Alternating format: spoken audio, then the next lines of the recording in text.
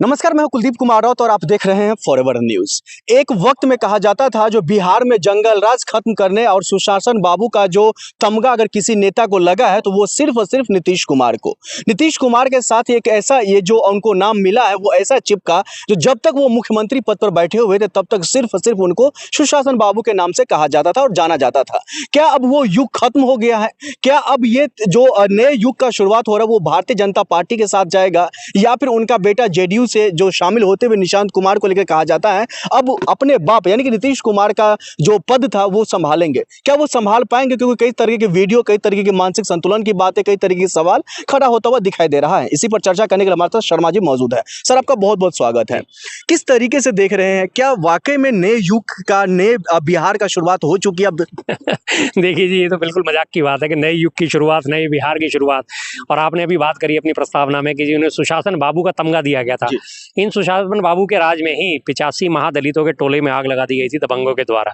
इन्हीं सुशासन बाबू के राज में जो है हंगामे इतने हुए, हद से ज्यादा दंगा फसाद हुआ। पटना में सरे रहा एक बिल्डर की गोली मारकर हत्या कर दी जाती है, बालू व्यापारी को मार दिया जाता है, सर्राफे की दुकान लूट ली जाती है, गोली मार मार के उनकी हत्या कर दी जाती है। सरे रहा दिन दहाड़े चलती है सड़क पे डकैती, मर्डर, और कितने पुल टूटे इसी सुशासन बाबू के राज में, आपको गिनाने की जरूरत भी नहीं है।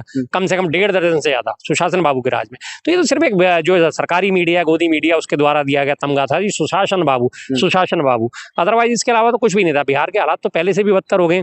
आज दिल्ली की अगर हालत देख लीजिए, हर रोज बिहार से आने वाली जो रेलगाड़ियां होती है उसमें भरे पड़े होते हैं, लेबर क्लास भरी पड़ी होती है, स्टेशन पे उतरती है, आगे कहीं इधर उधर का ठिकाना ढूंढती है और उसके बाद काम धंधे की तलाश में दिल्ली आती है। और सिर्फ दिल्ली नहीं, यूपी, हरियाणा, पंजाब, राजस्थान, मुंबई, महाराष्ट्र, गुजरात, ना जाने कहां कहां तक अभी तक भी पिछले 20 वर्षों में बार बार सुशासन बाबू का हवाला दिया जा रहा है। लेकिन 17.5 साल जो है लगभग इनकी सरकार रही, 2-2.5 साल तेजस्वी के साथ इन्होंने सरकार चलाई, लेकिन आज भी पलायन वहां पे नहीं रुका है। लेकिन क्या बिहार में जो अब नए मुख्यमंत्री की चेहरे की जो तलाश हो रही है, क्या निशांत कुमार इस चेहरे मतलब इस तलाश को पूरा कर पाएंगे? मुझे तो नहीं लगता। अभी तक भी उनकी तमाम वीडियो सामने आ रही है। जब उनको सदस्यता दिलाई गई थी, उनकी पर्ची दिखाई जा रही थी और उसके बाद उन्हें ना बोला जा रहा था, उनकी बॉडी लैंग्वेज देखिए, ऐसा लग रहा था जैसे वो इस वक्त नशे में है। साफ कहता हूँ, बिल्कुल ये लग रहा था देखने में कि वो नशे में लग रहे थे, कि किसी तरह से नशे में झूल झाल के खड़े हैं। किसी तरह उनके कान में बार बार कहा जा रहा था अब ये बोलो, अब ये बोलो, अब ऐसा करो, अब वैसा करो। कहीं से कहीं उम्मीद लग रही थी उनकी बॉडी लैंग्वेज, एक एनर्जेटिक व्यक्ति जो होता है, जो एक जोश से लबाले व्यक्ति होता है, उसकी कहीं से लग रहा था कि ऐसे हालात है, वो ऐसा लग रहा था पता नहीं किसी नशे में है या सो के उठ के आ गए हैं या जबरदस्ती उनसे ये सब कराया जा रहा है। मुझे तो नहीं लगता कि ये सरकार उनके हाथ में कमान देगी। संजय झा जो जेडीयू के अध्यक्ष है वो कह रहे हैं नीतीश कुमार का बेटा निशांत कुमार ही अब एक व्यक्ति बच गए जेडीयू में जो बिहार को अब देश लेवल पर लेकर जा सकते हैं। चलिए, मैं उनकी बात से भी सहमत हूँ। तो फिर हमारी एनडीए की सरकार जो बार बार कहती है वंशवाद, परिवारवाद, जातिवाद, परिवारवाद की जो राजनीति करती, तो अब ये परिवारवाद की राजनीति नहीं होगी। तेजस्वी यादव के अगर संभाल लेते हैं, मुख्यमंत्री पद का संभालते हैं, तो उन्हें बार बार कहा जाता है लालू का बेटा ही राज करेगा। क्यों? तो अब नीतीश का बेटा ही राज करेगा। क्यों भाई? अब ये परिवारवाद सामने नहीं आ रहा। अब भूल गए परिवारवाद को फौरन से फौरन ही। अब क्या बात हो गई? अपने लिए तो है पर उपदेश कुशल बहु तेरे। अब नीतीश याद नहीं आएंगे, अब निशांत याद नहीं आएंगे, लेकिन जब तेजस्वी के बारे में बात चलती थी, क्यों लालू का बेटा ही मुख्यमंत्री क्यों बनेगा, राबड़ी मुख्यमंत्री क्यों बनेगी, अब नहीं बात कहेंगे कि निशांत मुख्यमंत्री क्यों बनेगा।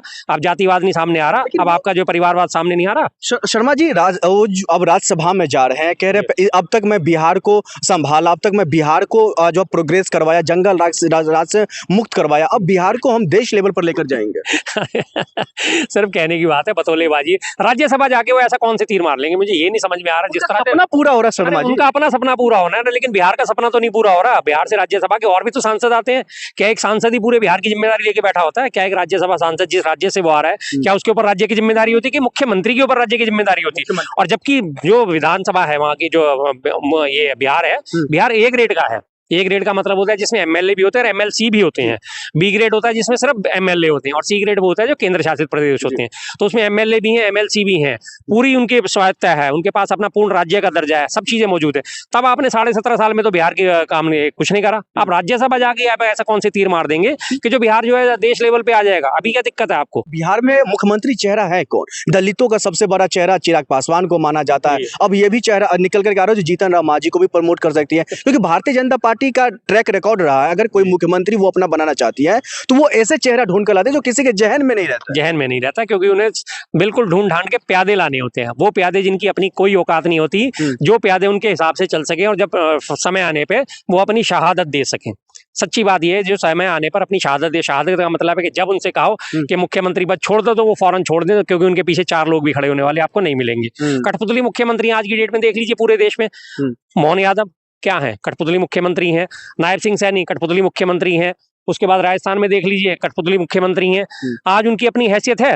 राजस्थान में कद्दावर नेता थी वसुंधरा राजे, उनको किनारे कर दिया, क्योंकि वसुंधरा राजे दम ठोक के उनके साथ चैलेंज करने का मादा रखती थी। आज उनके पीछे कौन खड़ा है? कोई नहीं खड़ा हुआ। जिसको चाहते हैं उसे मुख्यमंत्री बनाते हैं, जिसे चाहते हैं उसे रातों रात हटा देते हैं। उपराष्ट्रपति तक को हटा दिया। उपराष्ट्रपति धनखड़ साहब, लगातार उनकी हालत ये थी, जी जी जी जी, यहाँ से उनके कंधे झुके हुए रहते थे। लास्ट एंड फाइनल जब उन्हें लगा कि मेरी बहुत बेइज्जती होने लगी और मेरे बहुत ज्यादा झुकाव दिखने लगा है लोगों को भी, उन्होंने कहा मैं स्वास्थ्य कारणों से इस्तीफा देता हूँ। और अब उसके बाद वो लगातार अपनी मीटिंग्स अटेंड कर रहे हैं, लगातार पब्लिक के बीच में जा रहे हैं। अब स्वास्थ्य कारण सामने नहीं आ रहे। अब क्या हुआ? लेकिन फिर बिहार में जो अब आप कह रहे हैं बिहार में कोई ऐसा चेहरा नहीं बचा, तो क्या नीतीश कुमार को अब ऐसा नहीं लग रहा है, जो अगर उनकी इज्जत नहीं है भारतीय जनता पार्टी के साथ, या उनका वो अहमियत नहीं बचा है, तो वो अपना पलटी मार, उनका ट्रैक रिकॉर्ड तो वही रहा है, तो क्या उनको फिर से पलटी मारना चाहिए था? क्योंकि लालू प्रसाद यादव हो या फिर तेजस्वी यादव हो, इन लोगों की तरफ से हर बार कहा गया दरवाजा मेरे लिए खुला है। लेकिन अब उनका पलटी मारना बहुत मुश्किल है, क्योंकि ये बीजेपी की खासियत क्या है, ये अजगर की तरह की राजनीति करती है। जैसे अजगर अपने शिकार को शिकंजे में फंसाता है, धीरे धीरे उसके ऊपर चारों तरफ शिकंजा कसता है, और जब उसके ऊपर पूरा शिकंजा कस के जब उसकी शिकार की पूरी हड्डियों का मटियामेट हो जाता है, चकनाचूर हो जाती है उसकी हड्डियां, फिर उसे वो धीरे धीरे निकलता है। कैप्टन अमरिंदर सिंह साहब की पार्टी निकल गई, शिरोमणि अकाली दल निकल गई, महबूबा मुफ्ती निकल गई, शिंदे महाराष्ट्र में निकल गई।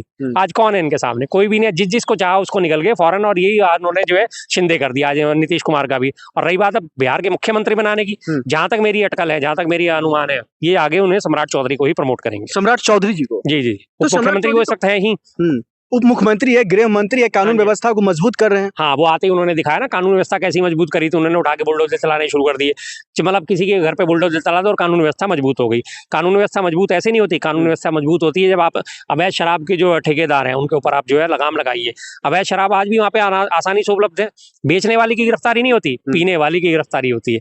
पीने वाले को जो है जेल में उठा के डाला जाता है, पीने वाले को जो है जेल में बंद करा जाता है, फिर उसकी जमानतें होती रहती हैं, या उससे फिर मोटा पैसा लेके वसूल करके छोड़ा जाता है। बिहार वासियों के साथ या बिहारियों के साथ धोखाधड़ी किया नीतीश कुमार, जेडीयू पार्टी या भारतीय जनता पार्टी? सारे ही करते हैं उनके साथ, तो उन्हें छोड़ता कौन है साहब? कौन नहीं छोड़ता? बिहारियों की हमेशा से इमेज बनी है चलना, ये बिहारी को गाली तौर पे इस्तेमाल करा जाता है। लेकिन अभी इस बार के जो चुनाव हुए थे, इस बार बिहारियों ने भी दिखा दिया कि वो मतलब उनके, मैं समझता था कि राजनीतिक समझ बहुत बड़ी है। उन्होंने 10,000 के लालच में आके अपना जो वोट बेचा, जब उनके पास अच्छा खासा उनके पास समर्थन था, उनके पास अच्छा खासा मौका था इस बार सत्ता को बदलने का, सत्ता परिवर्तन का मौका था, लेकिन उन्होंने सत्ता नहीं बदली और 10,000 के लालच में आके अपना वोट जो है वो बेच दिया। और उसके बाद उनकी जो हालत आज देख रही है सबने देखी। उसके बाद किस तरह से उनके घरों पे बुलडोजर चलाए गए हैं और किस तरह से आज उनका जो है मटियामेट उन्हें करा जा रहा है। फिर आखिर में ये बता दीजिए शर्मा जी, आखिरकार बिहार का भविष्य क्या है? क्योंकि जो मुख्यमंत्री जिस पर भरोसा किया गया वो अब पलड़ा झाड़ लिए, अब अगला मुख्यमंत्री कौन बनेगा इसका कोई ठिकाना नहीं है। फिर भविष्य क्या है बिहार का? अंधेरे में। ये तो उसी दिन तय हो गया था जिस दिन ये सरकार बनी थी, एनडीए की सरकार बनी थी। मैंने उसी दिन आपसे मेरी मुलाकात नहीं हुई और तमाम वीडियो चैनल्स पे मौजूद हैं वीडियो, उसमें मैंने तभी ये कहा था आज जो है बिहार ने अपना भविष्य चुन लिया है अंधकारमय। आने वाला भविष्य बिहार का जो है अंधकारमय है टोटल, क्योंकि अब इनकी आपसी खींचतान होगी, आपसी लड़ाई होगी, और वो सब नेता अपना अपना से हिस्सा देंगे। जनता की परवाह किसी ने ना करी थी ना करने वाले हैं। अच्छा खासा जनता के पास मौका था सत्ता को पलटने का और सत्ता के साथ खिलवाड़ करने का, बदलने का, लेकिन वो नहीं कर पाए।